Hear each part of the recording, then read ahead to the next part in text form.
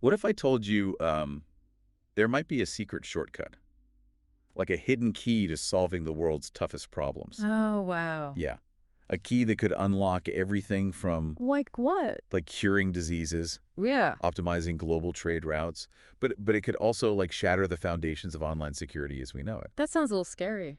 Yeah, it does, right? Sounds like something out of a sci-fi thriller. Yeah, it does. But it's a real question. It's baffled the brightest minds in computer science for decades. Hmm. It's called the P versus NP problem.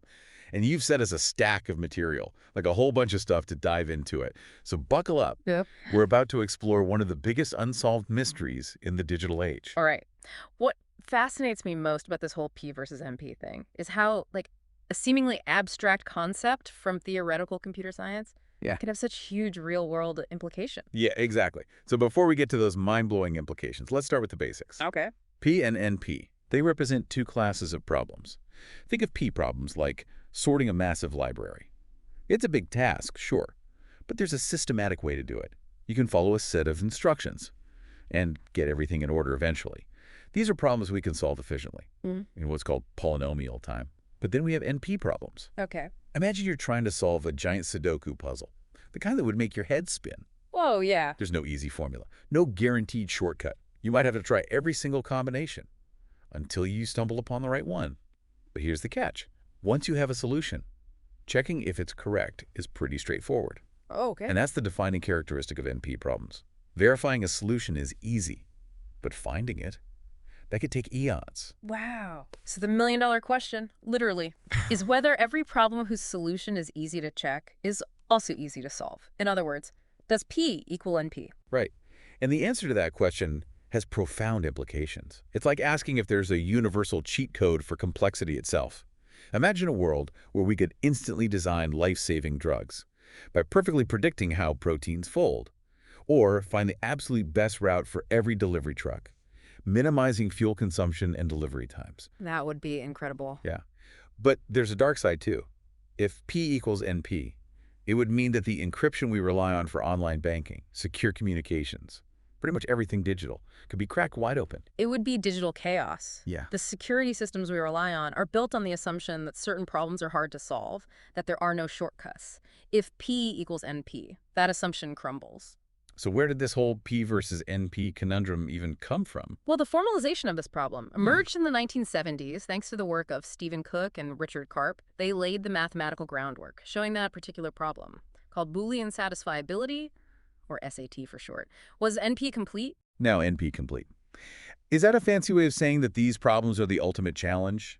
Like the final boss level of NP problems? You could say that. It's like this. If we find an efficient way to solve one NP-complete problem, we've cracked the code for all of them. It's like dominoes. Knock one down, and they all fall. And Karp showed that a ton of real-world problems, like the infamous traveling salesman problem, fall into this NP-complete category, right? Exactly. The traveling salesman problem is a classic example. Imagine you have to visit multiple cities and want to find the shortest possible route. Sounds simple enough, right? Sure, just pull up a map app, and you're good to go. But here's the thing. As the number of cities increases, the number of possible routes grows exponentially, even with the fastest computers. Finding the absolute shortest route for a large number of cities could take longer than the lifetime of the universe. So my weekend road trip planning Yeah.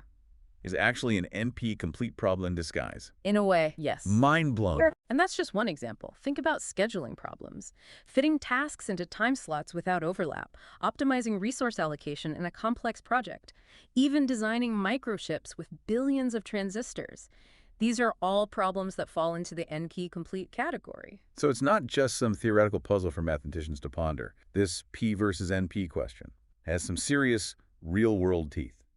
But before we delve deeper into those implications, let's take a step back and consider what most experts actually think about this problem. Do they lean towards P equaling NP or not?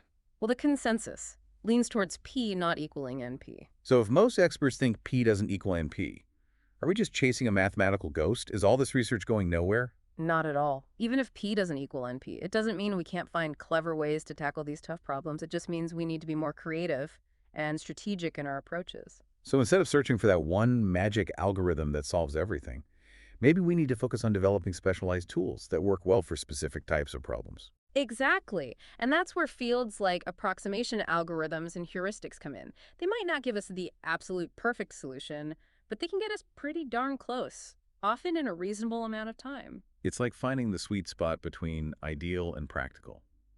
And it sounds like even if we assume P doesn't equal NP, there's still tons of fascinating questions to explore.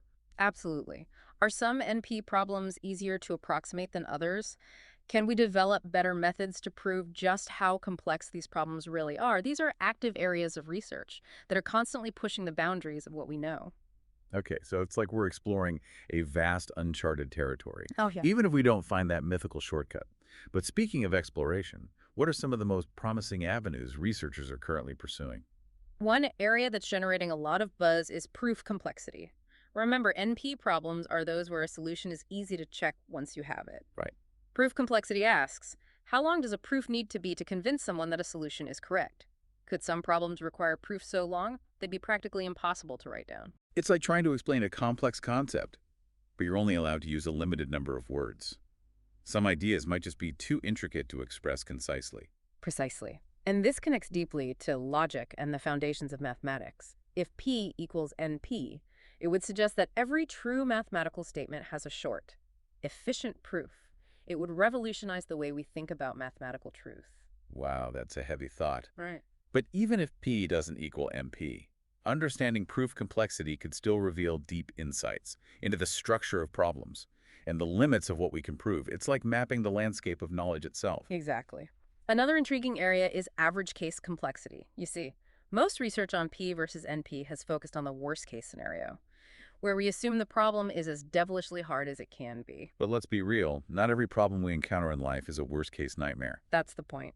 Average case complexity asks, what if we assume problem instances are drawn from a more realistic distribution? Might some NP-complete problems, while incredibly tough in their worst form, actually be quite manageable on average?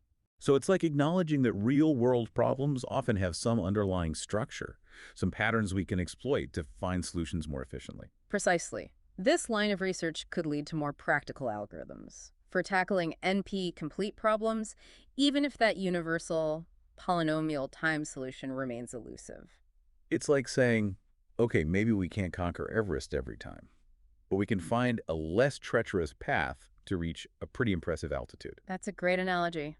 And finally, there's a fascinating pursuit of what are called non-relativizing proof techniques. Ah, those oracles we talked about earlier. They show that some common proof techniques just won't cut it for P versus NP. Right. So now researchers are on a quest to find clever techniques that can bypass those oracle barriers, essentially outsmarting the limitations we've encountered so far. It's like mathematicians are going full on Indiana Jones, searching for a hidden path to the holy grail of computer science. There's a sense of excitement in the air, a feeling that we're closing in on the core issues of P versus NP, even if a definitive answer remains tantalizingly out of reach. And even if we never definitively solve P versus NP, the journey itself has been incredibly fruitful. We've gained so much insight into computation, complexity, and the limits of what we know. I couldn't agree more. It's more than just a yes or no question. It's a catalyst for exploring the deepest mysteries of computation, and even the foundations of mathematics. And that exploration is far from over. We've covered a lot of technical ground, but now I want to shift gears and dive into something a bit more philosophical. What does P versus MP tell us about knowledge, creativity, and the very nature of discovery? That's a fantastic question, and it's where things get really interesting. So we've been on this incredible journey through the world of P versus NP, from the nitty-gritty of algorithms to the far-reaching implications for fields like cryptography and drug discovery. But now I want to explore the human side of this equation. What does P versus NP tell us about the nature of knowledge and the thrill of discovery? That's where things get truly philosophical. If P equals NP, it suggests a certain elegance to the universe, almost like a hidden order, where solutions are always within reach. But it also raises the question, does it diminish the value of human ingenuity? If creativity and brute force are essentially equivalent. It's like saying any masterpiece, any scientific breakthrough, could theoretically be generated by an algorithm. It almost makes those aha moments feel less special. Right. Imagine a world where a computer could compose a symphony as beautiful as Beethoven's, or paint a masterpiece as captivating as Van Gogh's, simply by churning through algorithms. Would we value those creations as much if we knew they were the product of brute force computation? rather than human inspiration. It's a fascinating dilemma. On the one hand, it's thrilling to imagine a world where solutions to seemingly intractable problems are just a keystroke away. But on the other hand, it challenges our perception of what it means to be creative, to discover something truly new. But what if P doesn't equal NP? What if some truths are inherently difficult to uncover, requiring immense effort, creativity, and perhaps even a touch of luck? It's like saying the universe, and knowledge itself, has a certain wildness to it, a resistance to being fully tamed by algorithms. It suggests that the pursuit of knowledge is an ongoing journey, full of challenges and surprises. Exactly. And that's where the value of human ingenuity truly shines. It's our ability to think outside the box, to connect seemingly disparate ideas, to persevere in the face of setbacks. These qualities would become even more precious in a world where not every problem has an easily computable solution. It's like embracing the mystery, acknowledging that there are some problems that might always elude a simple, elegant solution, and that the struggle, the journey itself, is just as important as the destination. That reminds me of Gödel's incompleteness theorems, which shook the foundations of mathematics in the early 20th century. They showed that even in a system as seemingly rigorous as mathematics, there are limits to what we can prove. So even in the realm of pure logic, there's a certain amount of unknowability baked into the very fabric of the system. Precisely, and P versus NP, in a way, echoes that idea. It suggests there might be certain computational problems that are simply beyond the reach of efficient, deterministic algorithms. And perhaps that's not a limitation, but a source of wonder.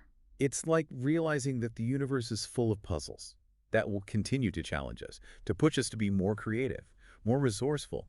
It means that the human spirit of exploration and discovery will always have a frontier to explore. So even if we never definitively solve P versus NP, the quest itself has already enriched our understanding of computation, complexity, Yeah. and the very nature of knowledge. And then who knows, maybe someday someone will come along with a breakthrough that completely changes our understanding of this problem. Maybe P does equal NP, and we just haven't found the right way to see it yet, or maybe it doesn't. And we'll need to develop entirely new frameworks to even approach a proof. The possibilities are endless. And that's what makes this such an exciting field to follow. It's a constant reminder that there's still so much we don't know, so much left to explore.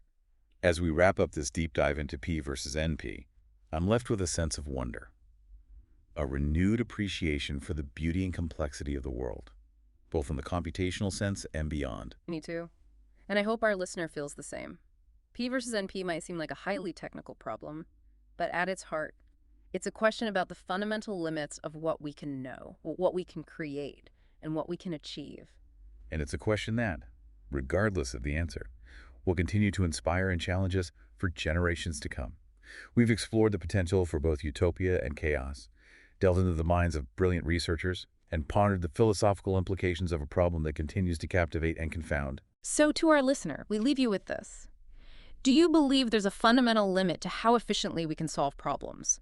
And if so, does that limit enhance or diminish the value of human creativity and discovery? Keep pondering, keep exploring, and never stop questioning the boundaries of what's possible. Thanks for joining us on this deep dive into the fascinating world of P versus NP. Until next time, keep those brains buzzing.